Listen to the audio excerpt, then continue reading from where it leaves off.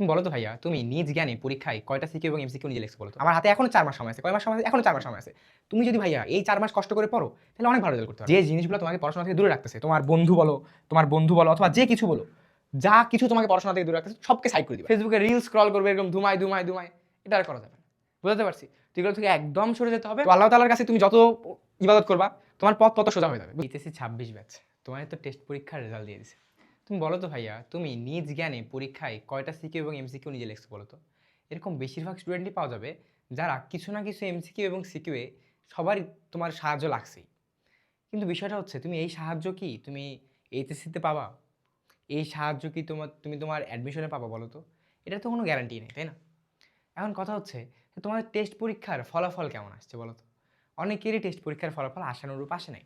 তাহলে এটার আমরা কি করতে পারি যে টেস্ট পরীক্ষার ফলাফল আশানুরূপ আসে নাই, এই জন্য অনেক মন খারাপ করে আমরা আর পড়াশোনাই করবো না, অথবা পড়াশোনা থেকে বেরো আসবো? তাহলে কি হইলো বলো তো?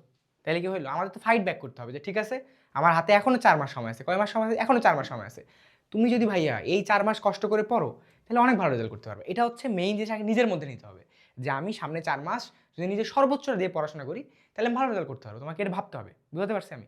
দেখো তোমার বাবা মা তোমার পেছনে কত চেষ্টা করতেছে যে আমার ছেলেটা, আমার মেয়েটা একটু ভালো রেজাল্ট করবে। তাহলে তোমার কি একটু পড়াশোনা করা লাগবে না? তোমার একটু চেষ্টা করতে হবে না বলো তো?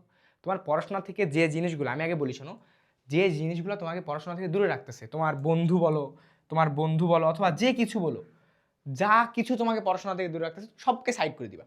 কথা হচ্ছে আমার আর আমার পড়াশোনার ভিতরে কেউ নেই।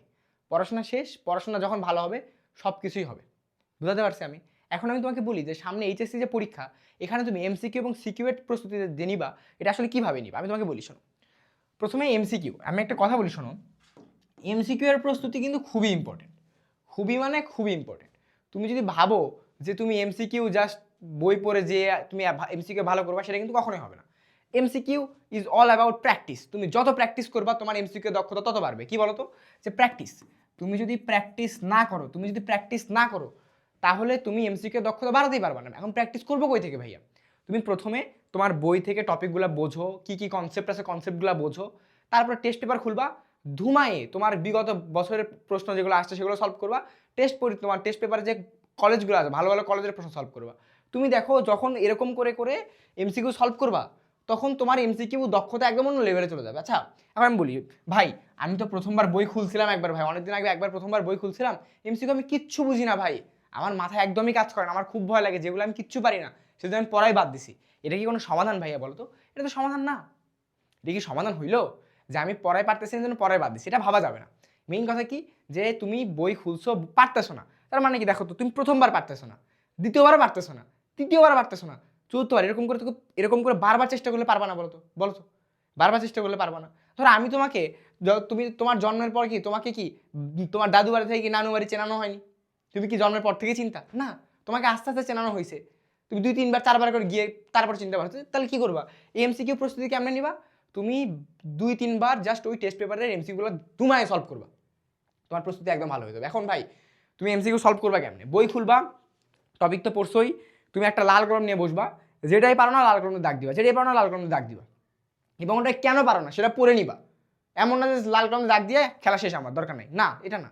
তুমি যখন পারো না ওটা লাল কলমে দাগ দিবা, দাগ দিয়ে সেটা পরে ওই ওই সেগমেন্ট যখন তোমার পড়া হয়ে যাবে, ওই সেগমেন্ট পড়া হয়ে গেলে কি কি এমসিকিউ কেন পারো নাই, কোন কোন কনসেপ্টে তোমার সমস্যা, সেটা তুমি পড়বা।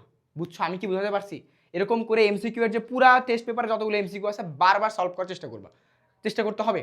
তোমার এই এমসিকিউ এর সলভ করার দক্ষতা তুমি অ্যাডমিশনে বুঝতে পারো যে কত লেভেলে তুমি উপরে উঠে গেছো। বুঝছো?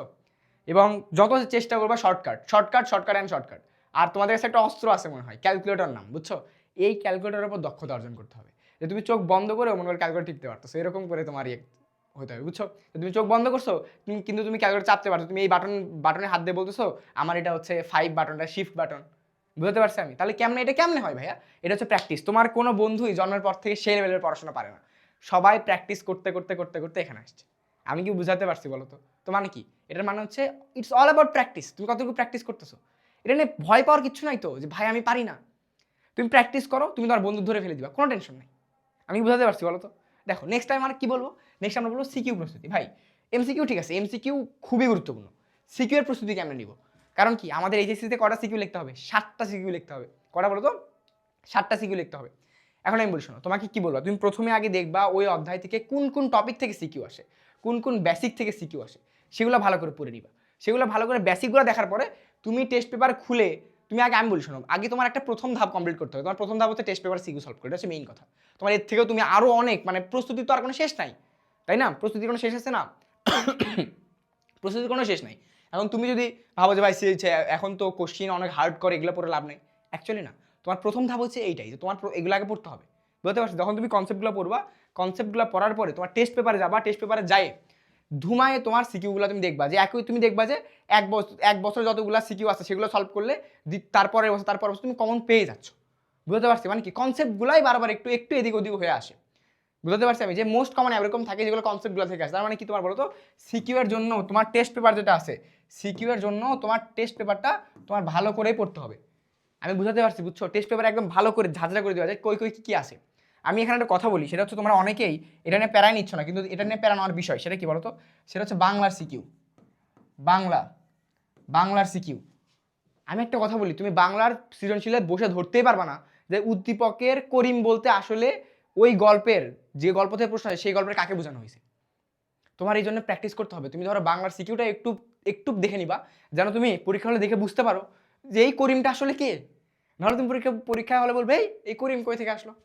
বুঝতে পারছি তো? তোমার কি বলো তো, প্র্যাকটিস করতে হবে। হ্যাঁ, একটু প্র্যাকটিস করলেই পারবো। বুঝতে পারছি আমি? বলো তো, বলো তাহলে কি করবো বলো তো? বাংলা থেকে শুরু করে বাংলা, আইসিটি, ইংরেজি, তারপরে তোমার ফিজিক্স, কেমিস্ট্রি, ম্যাথ, বায়োলজি সবগুলাই ভালো করে পড়তে হবে তোমার। এবং কি এমসিকিউ, যেগুলোতে এমসিকিউ আছে, এমসিকিউ একদম এই টেস্ট পেপার থেকে প্রস্তুতি নিবা বেসিক পড়ার পরে, এবং সিকিউটাও তোমার টেস্ট পেপার সলভ করতে হবে, হবেই। টেস্ট পেপার তুমি যদি এই সিকিউ আর এমসিকিউ ভালো করে না করো, পরীক্ষা হলে একা পারবা না। হাত কাঁপবে, তোমার হাত এরকম থরথর করে কাঁপবে যে ভাই এটা কেমনে সলভ করবো। আর তুমি যদি সলভ করে যাও অলরেডি একবার, তোমার ভয় লাগবে না। তোমার মনে হবে যে হ্যাঁ এটা তো করছি আমি। তার মানে কি বলতো, এরকম ভয় পাওয়া যাবে? এরকম ভয় পাওয়া যাবে না। মনের মধ্যে কনফিডেন্স নিয়ে আসতে হবে যে আমি পারবো। অ্যান্ড কনফিডেন্স কেমনে আসবে? তোমার প্র্যাকটিসের উপরে। এখন আবার একটা কথা, সেটা হচ্ছে না পারা বিষয়গুলো কি করতে হবে? না পারা বিষয়গুলো বারবার চেষ্টা করতে হবে। যেটা আমি পারি না সেটা দিয়ে আমি যদি বলি যে ভাই আমি আর পারি না, আমি আর চেষ্টাই করবো না, তাহলে তুমি তো হেরেই গেলে ভাইয়া। হেরে তো যাওয়া যাবে না। কি বলতো, যেগুলো পারো না সেগুলো আরও বেশি বেশি বেশি বেশি বেশি বেশি চেষ্টা করতে হবে। বুঝাতে পারছি বলতো? যেটা পারি না এটা আমি আরও চেষ্টা করবো। পারি না কেন এটাই আগে বের করবো। বুঝতে পারছি? কেন পারবা না? কেন পারবা না? আল্লাহ তোমার বন্ধুকেও হাত দিছে, পা দিছে, চোখ দিছে, ব্রেন দিছে, তোমাকেও দিছে, তাহলে কেন পারবো না ভাইয়া? চেষ্টা করলেই পারবো। বুঝছো? বুঝতে পারছি আমি? বলো তো। আর সময় নষ্ট করো না। তোমার বাইরে আড্ডা দেওয়া বন্ধ করো। অনেকেই দেখবা তুমি মাঠে যায় খেলাধুলা করো, এখন এগুলো করার সময় নাই। এখন এই কটা দিন পরো, আবার সময় হবে। এগুলো নিয়ে টেনশন করো না। বুঝছো? পড়াশোনা করো। যে কোনো জায়গায় আটকে যাচ্ছ, ধরো তুমি সিকিউ এমসিকিউ প্রস্তুতিতে কোথাও একটা আটকে যাচ্ছ, তুমি যে কোনো সিনিয়রের কাছে রিচ আউট করো যে ভাই এটা আমি পাচ্ছি না, আমাকে একটু সাহায্য করেন। তারা বুঝিয়ে দিবে। অথবা তুমি যদি চাও আমাদেরকেও রিচ আউট করবে, আমাদেরকে পার্সোনালি মেসেজ দাও, যে কোনোভাবে আমরা যতটুকু পারি তোমাদেরকে হেল্প করবো। বুঝছো? তো এগুলো নিয়ে কোনো টেনশন নাই। মনোবল রাখো, ইনশাল্লাহ তোমরা সবাই ভালো করবা। এগুলো নিয়ে ভয় পাওয়ার কোনো দরকার নেই। বুঝছো? তো জাস্ট আমি বারবার বলতেছি তুমি চেষ্টা করো। এই 4টা মাস যদি তুমি চেষ্টা করো, তোমাকে কে আটকাবে বলো তো? তোমাকে আটকানোর মতো আল্লাহ তাআলা যদি তোমাকে জাস্ট খালি অনুগ্রহ করে, তোমাকে আর আটকানোর মতো কেউ নেই। তুমি জাস্ট আল্লাহ তাআলার কাছে ইবাদত করো, বেশি বেশি করে নামাজ পড়ো। কারণ কি, আমি একটা কথা বলি শোনো, ধরো তুমিও 5 ঘন্টা পড়তেছো, তোমার একটা বন্ধু 5 ঘন্টা পড়তেছে, কিন্তু তুমি নামাজ পড়ো, তোমার বন্ধু ধরো নামাজ পড়ে না। আল্লাহ তাআলার কাছে দোয়া করবে যে আল্লাহ প্লিজ তুমি আমার জ্ঞান বৃদ্ধি করে দাও। তুমি দেখবা আল্লাহ তাআলার রহমতে তোমার যে পড়া 5 বার পড়া লাগতো, সে পড়া তোমার 2 বারে পড়া হয়ে যাচ্ছে। তো আল্লাহ তাআলার কাছে তুমি যত ইবাদত করবা, তোমার পথ তত সোজা হয়ে যাবে। বুঝছো? তো বেশি বেশি ইবাদত করো এবং আল্লাহ তাআলার কাছে বলো যে আল্লাহ প্লিজ তুমি আমার জ্ঞান বৃদ্ধি করে দাও, আমাকে আরো বেশি বেশি পড়াশোনা মনে রাখার তৌফিক দান করো, এবং ভালো করে প্রস্তুতি নিতে থাকো। ইনশাআল্লাহ তোমরা সবাই ভালো করবা। বুঝছো? এবং কি বলি, টাইম মেনটেন করতে হবে। ওই যে বললাম না যে হঠাৎ করে মনে পড়ছে আমার একটা প্রিয় প্রোগ্রাম হচ্ছে টিভিতে, সেটা দেখবো না, এখন আর দেখা যাবে না। ফেসবুকে রিল স্ক্রল করবে এরকম ধুমায় ধুমায় ধুমায়, এটা আর করা যাবে না। বুঝতে পারছি? তো এগুলো থেকে একদম সরে যেতে হবে এবং মনের মধ্যে নিয়ে আসতে হবে যে আমি এই 4টা মাস আমার বাবা মার জন্য, আমার নিজের জন্য, আমার ভবিষ্যতের জন্য ভালো করে পড়াশোনা করবে। এবং এরপরে তোমাদের একটা অ্যাডমিশন লাইফ আছে, চেষ্টা করতে হবে। ইনশাল্লাহ সবাই ভালো করবে। ঠিক আছে? যে কোনো সমস্যা হলে আমাদের জানাবে। আসসালামু আলাইকুম।